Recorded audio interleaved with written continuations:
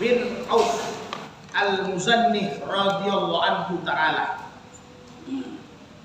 anna Rasulullah sallallahu alaihi wasallam qala as-sulhu jaizun bainal muslimin illa sulhan harrama halalan au ahalla haraman wal muslimuna ala surutihim illa surutan harrama halalan au ahalla haraman.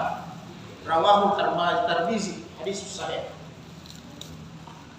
Jadi saudara sekalian, dari Amr bin Auf al-Muzanni bahwa Rasulullah SAW bersabda, perdamaian itu jaizun bainal muslimin, dibolehkan. Jadi ketika terjadi perselisihan di jual beli, maka dibolehkan jalan keluarnya dengan islah, dengan perdamaian. Ketika ada akad-akad yang tidak terpenuhi sebelumnya, maka boleh buat akad damai, ya. Bahasa begitu, jadi boleh buat akad damai kembali. Jadi makanya kalau kita umpamanya terjadi sesuatu dalam bisnis, kita ada utang, ketika sudah mau terjadi ini sesuatu tidak normal, maka datangi yang punya uang, datangi pemodal, jangan lari. Ya, nanti cari solusi, datangi pemodal, jangan lari. Kebiasaan lari ini seperti pengkhianat. Maka diibaratkan oleh Umar, dalam muamalah saja kalau kita lari, bagaimana dalam perang? Bagaimana dalam perjalanan? Bisa-bisa teman sendiri dibunuh. Ketika semua pasukan terdesak, umpamanya kalau kita ambil di peperangan, ketika pasukan semua terluka, bisa-bisa kita lari. Begitu juga dalam perjalanan, ketika semua anggota perjalanan lapar, bisa-bisa kita lari, makan sendiri. Sifat-sifat ini juga, kalau dijual beli ini tidak beres, ini penyakit hati akan berdampak kronis dengan sifat-sifat lain dalam bentuk-bentuk lain. Jadi kalau sudah rasa-rasa tidak mampu, datang, bos, saya minta jalan keluar, belum mampu saya bayar utang sekarang. Sampaikan, tidak apa-apa. Sebagaimana kita berani datang meminjam, maka begitu juga datang. Harus, jangan lari. Jadi kata Nabi, ada dibolehkan untuk adanya perdamaian. Al-muslimuna ala surutihim, karena orang-orang muslim itu terikat dengan syarat-syarat. Ya kan begitu? Jadi orang muslim itu terikat dengan syarat-syarat, dengan perjanjian-perjanjian, dengan kesepakatan-kesepakatan, dengan akad yang sudah dibuat. Illa, kecuali kata Nabi, kecuali syartan harrama halalan, atau sebaliknya, kita mau berdamai, itu tidak boleh apabila perdamaian untuk begini, mengharamkan sesuatu yang halal. Saya kita paham ya. Sebaliknya, menghalalkan sesuatu yang haram. Ini tidak boleh. Ini perdamaian kezaliman itu. Oke lah bos, kita damai. Pak, kita damai. Damainya apa? Saya bayar upeti sama ente, bayar pajak, bayar uang preman, bayar uang keamanan. Yang penting perjudian saya tetap aman. Ya baik. Ini bahlul itu. Jadi saya tidak tahulah nanti saya punya anak-anak, ini saudara-saudara lain, ada Allah takdirkan jadi keamanan, aparat, militer, ya, hati-hati. Bukan untuk kestabilan masyarakat menjaga keamanan, tapi yang dijaga apa? Tempat kasino, tempat perjudian, hati-hati. Uangnya riba itu. Yang dijaga apa? Tempat sabu ayam, hati-hati. Yang dijaga apa? Klub-klub malam, prostitusi, minuman-minuman keras, perjudian, hati-hati. Karena berprinsip kan cari yang halal-halal ini susah sekarang. Cari yang halal ini susah. Hati-hati, bos. Begitu juga bukan hanya pangkat-pangkat yang rendah, bengkok kuning, tidak.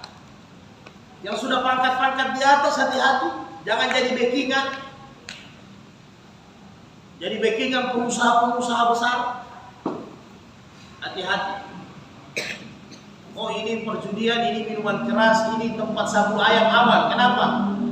Ada bintang yang backing. Hati-hati. Ini pencariannya tidak bagus. Ya Pak ya. Jadi hati-hati. Jangan melindungi, jangan buat perdamaian untuk kesesatan, untuk kemaksiatan. Jadi seolah-olah dengan perdamaian itu yang haram dihalalkan, kan begitu ya? Supaya ente tidak ribut, sudah ente jadi security di sini, ya kan? Ada bayar 10 juta 1 bulan. Hati-hati. Begitu juga sebaliknya, yang haram dipaksakan jadi halal, atau yang halal dipaksakan jadi haram. Jadi saya hati-hati.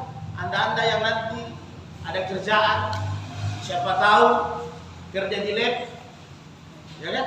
Mau lab kimia kah, mau lab material kah, mau lab apa saja. Di situ ada tanda tangan, Pak.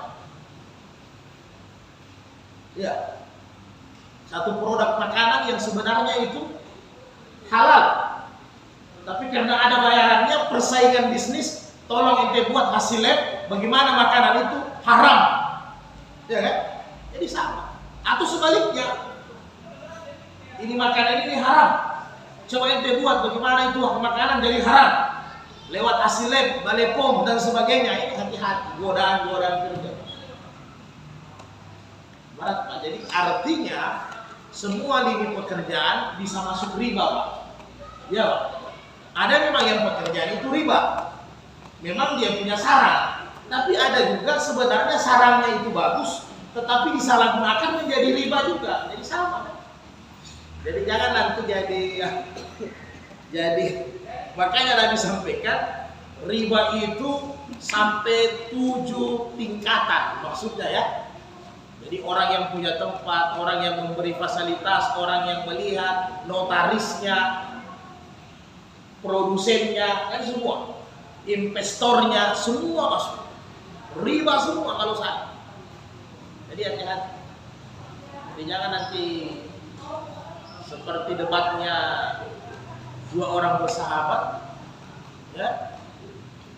Ente ini kerja di tempat perjudian, bahaya ente, riba itu. Padahal dia main judi juga, sama kan? Bisa, tidak ada bedanya. Ada demikian juga ini saudaraku sekalian dalam perselisihan. Jadi biasanya terjadi begini. As-sulhu ini, perdamaian ini biasanya terjadi dalam ilmu fikih dibagi menjadi 3. Ada namanya ibrah, ya. Ada namanya muawadah, ada namanya hibah. Jadi sulhu ibrah ini dia seperti menuntut ganti rugi sebagian saja daripada hangus, daripada basah kuyup satu kali, ya. Jadi bentuknya begini kalau dalam kehidupan kita. Saya berutang sama Ustaz Hamka. Tiba-tiba utang saya 1 juta. Sesuai akad perjanjian, saya sudah melanggar. Ya, saya sudah melanggar, waktunya sudah lewat. Bahkan berapa kali ditagih, saya dusta. Diberikan lagi dispensasi sekelonggaran sama Hamka, tapi saya hianat lagi. Maka pasti si tiap piutang pasti marah, kan begitu. Maka Hamka boleh datang sama saya, bos. Apalagi kalau Hamka lihat saya ada niat baik, saya tidak lari, ya kan? Kalau saya lari berarti dia tidak bisa datang sama saya. Saya tidak lari, artinya saya tebal muka, kan begitu. Tiba-tiba Hamka sampaikan untuk perdamaian, karena Hamka sudah merasa rusak hati juga, ya. Artinya Hamka jelas tobat, tapi rusak hati, sudah kepala basah, ya kan? Begini saja abang punya utang 1 juta, saya mau damai. Jadi Abah bayar 500.000 saja. Ya kan? Kalau si pihak piutang yang sampaikan demikian, maka secara syar'i, secara hukum agama, saya boleh menerima. Ya, saya boleh menerima. Oke lah saudara, saya usahakan besok saya bayar. Saya juga bagi orang yang berutang, kalau sudah dikasih keringanan seperti itu, sudah ada akad damai, saya berusaha lah bagaimana caranya. Karena utang saya ini sudah jatuh tempo, sudah lama. Kemudian orang punya duit, uangnya itu sudah jatuh. Nilainya kan, kalau saya sudah pakai uang dia 1 tahun, jelas sudah inflasi kan, sudah turun itu uang. Oke lah, kalau begitu angkat. Saya bayar 500 umpama. Jelas beliau sudah tobat bertransaksi dengan saya, bermuamalah dengan saya, pasti dalam hati beliau, kapan-kapan itu biar mati 1 kali tuh. Kita tidak boleh berurusan, ada masalah itu lain, ya kan? Tapi yang jelas dia minta perdamaian, bayar setengah boleh, itu yang disebut dengan ibrah dalam fikih. Jadi ganti rugi bayar setengah. Tapi ini saya pelaku utang tidak lari ya. Ingat, kalau kita berutang jangan lari. Itu rumusnya saja. Apalagi lari ini kan ada 2, lari hidup dengan lari mati. Ya, lari hidup, lari mati. Kalau lari hidup, ya lari ke Surabaya kemana. Kalau lari mati dia gantung diri. Nah ini lebih parah lagi kalau sudah gantung diri. Dia pikir kalau gantung diri selesai urusan, ya kan?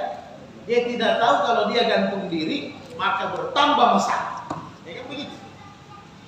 Bertambah masalah. Jadi bagi kita yang berutang, berdoa sama Allah dilunaskan utang, jangan berutang lagi. Kemudian kalau masih ada utang, berdoa sama Allah dimudahkan. Jangan lari dari orang yang piutang. Dia pernah tolong kita, jangan lari. Nah, ketika dia menawarkan perdamaian boleh. Nah, ini perdamaian boleh pakai orang, boleh tidak. Biasanya kebanyakan pakai perantara, orang yang dapat dipercaya, orang tua kan, atau yang dianggap sikat yang bisa dipercaya, boleh. Tolong bantu saya. Saya mau buat, dia ada utang, saya mau damai. Damainya apa? Damai setengah. Boleh, lewat perantara boleh. Silahkan. Ini damai setengah ini sudah tercampur sumpur arah ini. Ya kan, sudah tercampur kesal. Dan apa? Ya, apa? Nah, dibolehkan. Kemudian ada namanya muawadah. Nah, ini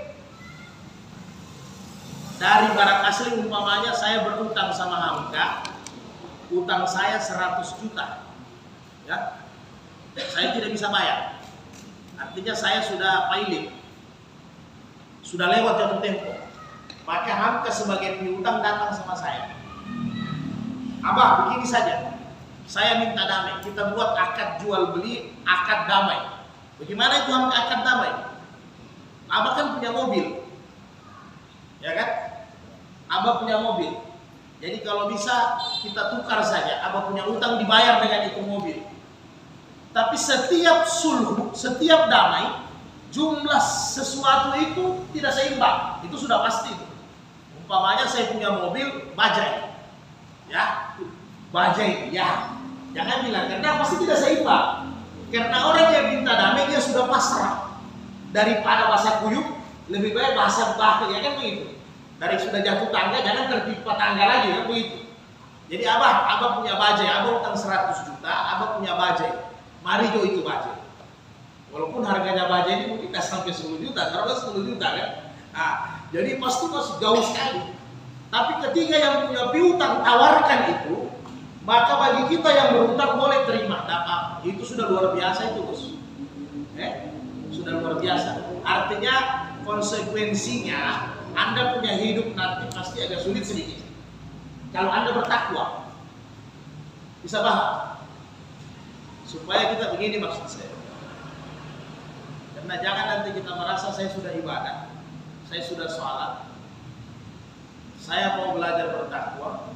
Kenapa seolah-olah kesusahan ini datang terus sama saya? Ya? Jadi itu beda tuan-tuan. Ketika kita dekat dengan Allah, Memang Allah suka uji hambanya. Allah senang melihat hambanya itu diuji. Sehingga nanti di hari kemudian ketika dia masuk surga, Allah tidak mau lihat itu hamba. Malu Allah. Kenapa? Semua ujian-ujian mampu dilewati dengan luar biasa. Jadi jangan kita merasa pesimis ini Allah ini jauh dari saya. Karena memang Nabi sudah ajarkan kepada kita banyak. Nanti kalau di bab hakikat bisa kita bahas. Bagaimana Allah membuang ini rezeki, membuang kemudahan kepada orang-orang yang jauh dari Allah. Memang, sengaja. Jadi sehingga kita juga nampak, ini orang tidak sembahyang, ini orang kabur aja, tapi rezekinya bagus. Ya, istidrajnya Allah ya. Nanti di bab tauhid. Tapi kadang ada, saya ini sudah beribadah, saya ini begini, saya ini kenapa tidak? Karena biasa ada proses hijrah yang tidak beres buat. Maaf ya. Misalnya begini. Ini contoh yang mudah. Saya ini bekas bandar sabu-sabu atau bukan bandar lah, pengedar. Ya, saya hijrah sadar. Ketika saya sadar, saya kan belum punya profesi yang mapan, ya. Saya ini baru hijrah, mau perbaiki ibadah, baru mau buka keran-keran rezeki. Karena apa? Kita mau sambung ini hubungan dengan Allah bagus, otomatis nanti keran yang masuk di mulut kita juga bagus. Ini prosesnya memang panjang Tuhan. Tetapi hijrah saya ini belum sempurna. Saya sudah hijrah, sudah salah, tetapi biasanya kalau ada kebutuhan, bekas relasi-relasi saya, ex teman saya, bos, Ustaz Salman, saya kasih juga. Kita pinjam plus, bantu dulu. Padahal umpamanya, bekas-bekas teman saya ini penjudi, orang narkoba, ya. Jadi secara tidak langsung saya hijrah, tapi yang masuk di mulut saya belum hijrah. Paham? Masih banyak yang begini. Karena yang masuk di mulut saya itu belum hijrah total. Ya maaf, biasanya ada juga orang-orang perbankan yang mau coba hijrah, ya, dari ribawi. Dia kumpul uang banyak-banyak, 10 miliar. Setelah 10 miliar dia mulai salah. Kenapa setelah sudah hijrah keluar dari bank, istri lari, istri selingkuh, anak-anak kacau pendidikannya, semua narkoba ditangkap, sabu-sabu. Kenapa kan? Karena keran-keran yang kita masukkan di mulut itu belum sempurna. Kenapa Pak?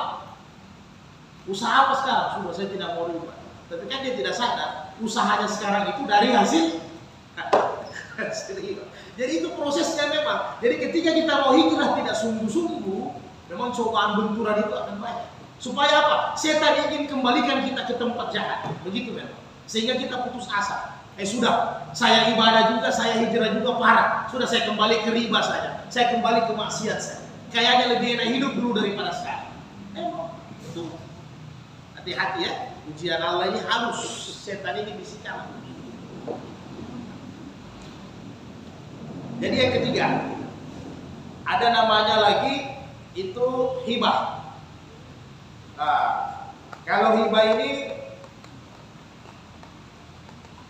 susah ini.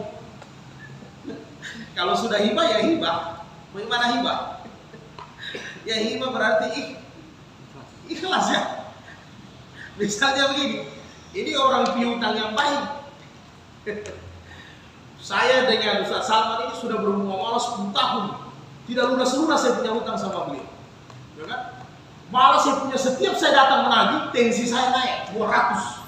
Ya kan? Tensi saya naik 200, tensi saya naik 200. Ini saya yang punya piutang, saya yang sakit. Jangan begitu.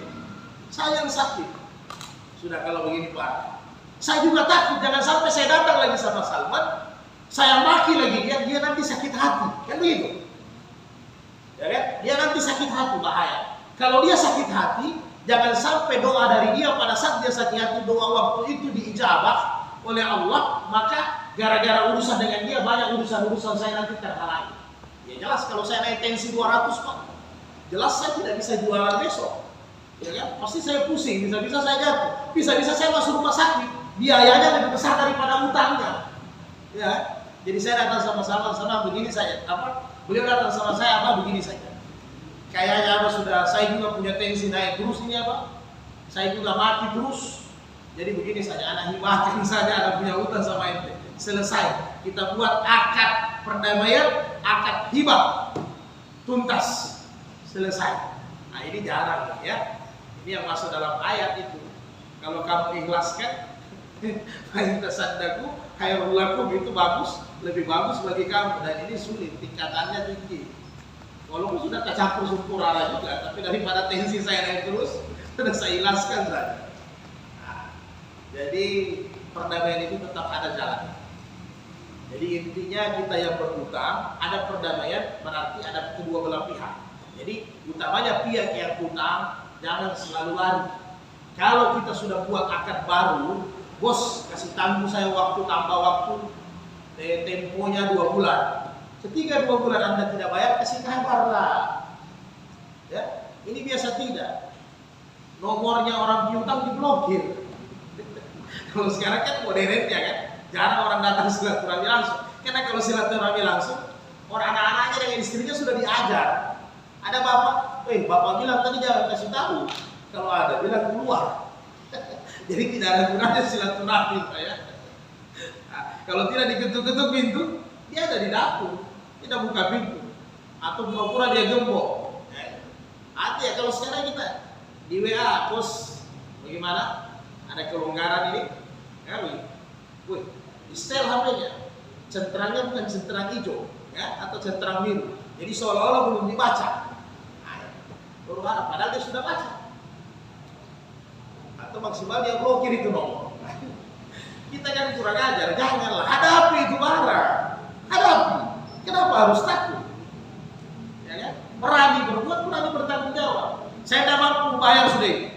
Begini saja saya tidak minta waktu, ya minta perdamaian, dan saya tidak minta waktu. Saya usahakan kapan ada uang saya bayar. Artinya masih ada niat baik, tapi sudah jelas yang berhutang pasti tobat. Ya, itu sudah resiko. Ini begitu kira-kira.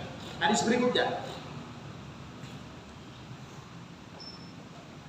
An Abi Hurairah radhiyallahu anhu anna Nabiy sallallahu alaihi wasallam qala la yamna jarun jarahu an yagriza ashabatan fi jidarihi.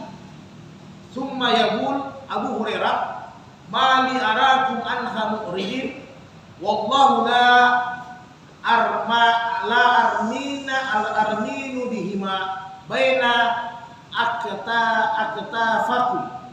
aktafikum mutafakun alaih.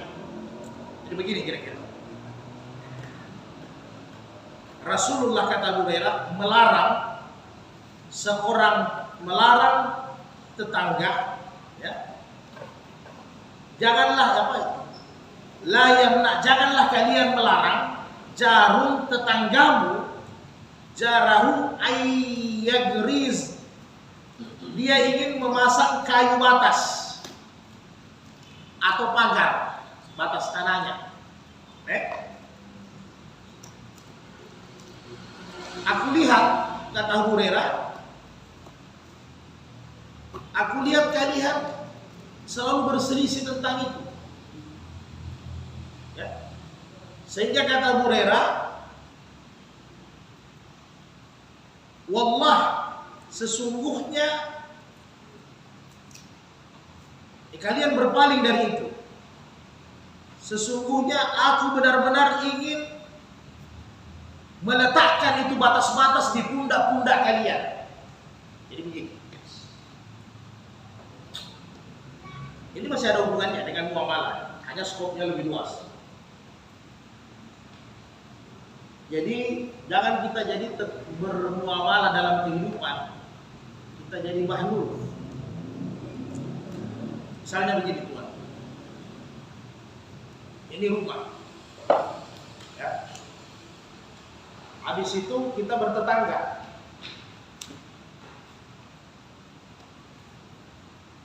Tetangga ini Kan pasti rumah ada batas tanah.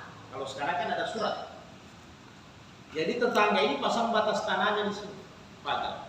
Jangan dilarang. Biar aja. Tentunya ini harus sesuai dengan ukuran surat. Jangan kalian larang. Apa alasanmu melarang? Begitu. Tidak ada alasan untuk kita melarang ibadah. Maka kata Nabi, biarkan. Itu haknya. Kemudian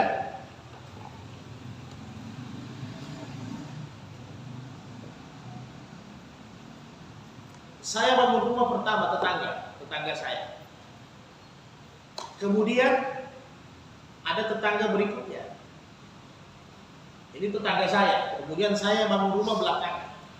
Ini kurang lebih yang Nabi sampaikan dalam Sahih Muslim juga, wala tasta'tilu alaihi bil bana'i fatuhjuba anhu ar-riha illa bi isnihi. Jadi jangan kalian memperpanjang, meninggikan bangunan. Ya kan? Kalian di belakang membangun, meninggikan bangunan sehingga menyebabkan tetanggamu yang lebih awal tertutup masuk jalan anginnya, illa biizni, kecuali minta izin. Damai dulu, berbicara dong. Jadi perdamaian ini yang ada di sini, di bab ini diambil. Berbicara. Ente penduduk terakhir, ente kan juru-juru. Kan begitu kan? Ini paling banyak ini di kota-kota besar ya. Sampai jalannya orang tertutup. Paling banyak. Ini sampai jalan angin. Demikian juga di zaman Umar banyak sekali perselisihan tentang batas ini hanya gara-gara pohon dengan atap. Kalau sekarang kan sudah aman. Apa? Kalau hujan pakai apa? Talang. Nah, kalau sekarang aman. Kalau dulu kan cari talang dihadap bisa berkelahi orang.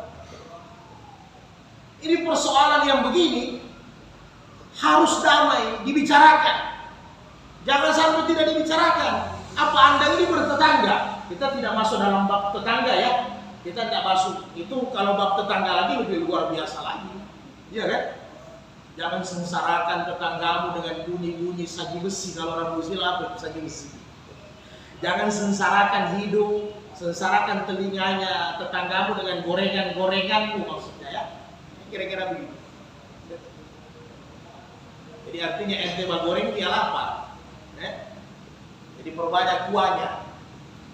Jadi kalau Anda baru membangun, Anda yang baru, Anda datang bicarakan sama tetangga. Itu adabnya. Pak, saya ini penduduk baru, kebetulan mau membangun. Kebetulan saya lihat di batas ukuran surat tanah saya, ini batas tanah saya di sini, ya kan? Saya rencana pasang pagar, ya kan? Kita penduduk lama, jangan juga merasa lama atau orang tempatan, ya kan? Atau kita pribumi, jangan. Selama ini begitu saja. Tidak boleh kita larang orang pasang pagar batas. Jadi dua-dua harus dibicarakan. Bagaimana di zaman sahabat hanya persoalan apa? Tangkai kurma, persoalan atap yang masuk. Kenapa? Datang orang protes sama Umar. Ya Khalifah, airnya masuk sama saya. Jadi bingung Umar, bagaimana airnya masuk sama ente? Kan bagus. Berarti ente dapat air. Iya, tapi air hujan. Ada juga air pembuangan. Ini kadang tertangkap bahaya ini kalau tidak ada perdamaian, hati-hati. Dibicarakan Pak. Apalagi mau pasang-pasang itu. Pasang-pasang paralon. Dijaga baik-baik. Harus ada izin dari. Dan yang memang normal. Kalau memang itu batas tanahmu, batas tanahmu. Ada yang bangun Pak. Makanya cara membangun, longgarkan, lebihkan supaya ada cadangannya. Jadi kalau di kitab-kitab Syafi'i lebih jelas, ya. Seperti di apa? Fathul Karim, Fathul Mu'in itu lebih jelas dijelaskan bahwa apabila kalian membangun dengan sudah ujung batas tanah, jangan taruh pintu di gang ini, di lorong ini. Tidak boleh. Umpamanya ukuran tanah saya ini, ya kan? Ini gang, ini jalan. Ini ukuran tanah saya. Saya ukur begini, saya taruh pintu di sini. Tidak boleh. Ketika Anda parkir di sini, ini bukan hak Anda. Ini Anda mengganggu jalan. Di zaman Umar disuruh bongkar. Khalifah Umar paling tegas. Bongkar, salah. Jadi bagaimana caranya? Itulah. Kalau sekarang di dinas tata kota kan sudah diatur kan, minimal dari ujung aspal 14 sampai 15 meter. Jadi kalau ini batas saya, udah taruh pintu di sini. Ente kasih mundur 3-4 meter di sana pintu supaya ente bisa parkir motor. Jadi bukan jalan yang ente parkir untuk halaman. Ini diatur sama agama. Diatur sama agama, tak main-main. Jadi kita kelihatan sepele, tapi gara-gara ente nanti macet, gara-gara ente ada yang tabrakan. Jadi Islam itu atur. Jadi Umar bin Khattab kalau dia sidang keliling bukan hanya ada beras atau tidak, ada korma atau tidak, ada yang lapar, ada yang kenyang, sudah salat atau tidak, semua Umar perhatikan. Biar batas-batas rumah itu Umar perhatikan, jangan sampai mengganggu orang. Ya kan? Yang lebih gila lagi apa? Makanya kalau pagar batas dibicarakan. Kenapa? Dibicarakan. Ini Salman punya tanah, ini saya, ini batas. Panggil, ini ada batas. Ya kan? Dibicarakan, ini batas bagaimana kira-kira di sini. Saya buat batas tanah saya atau batas bersama.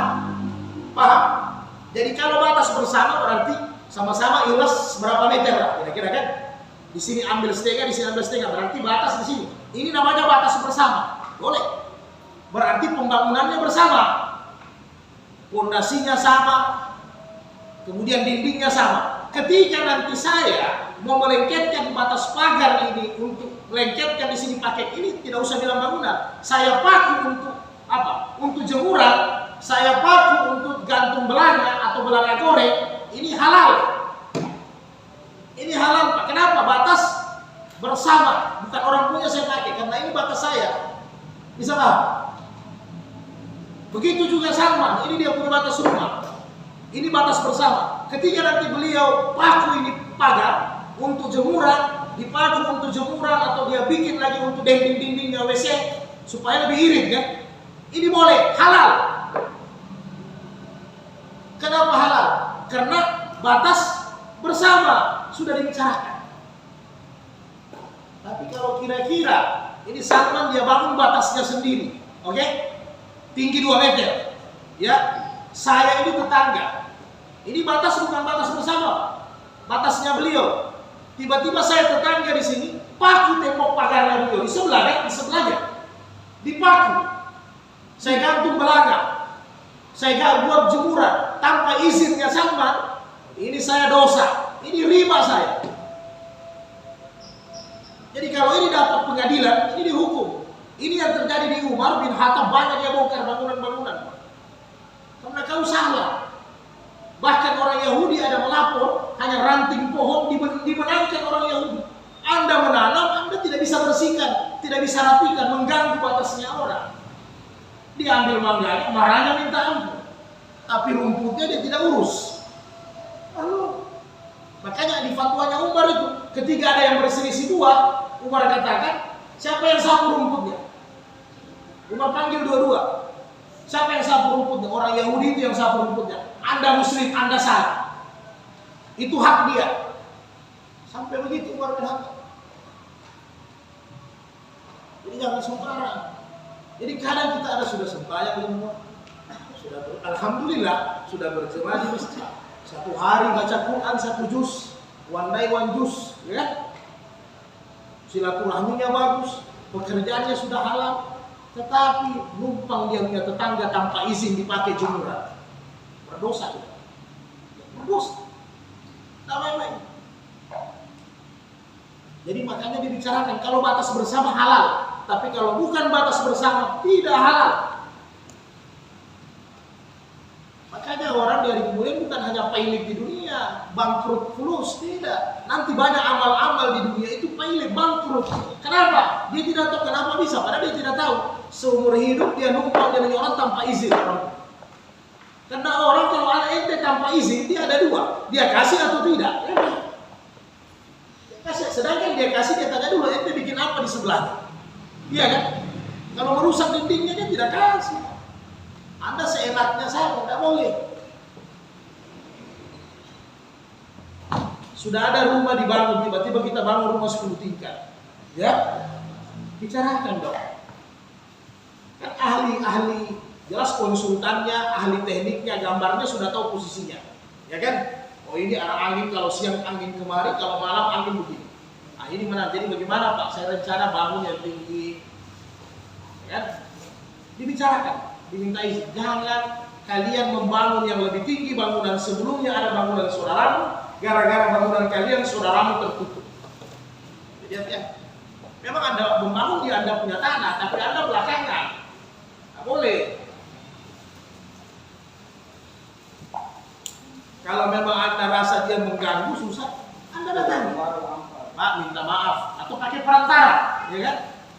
Pak, mau dijual ini tempatnya, Pak. Umpamanya kan? Ada kayaknya teman saya mau tinggal sekitar sini. Mau beli bagus.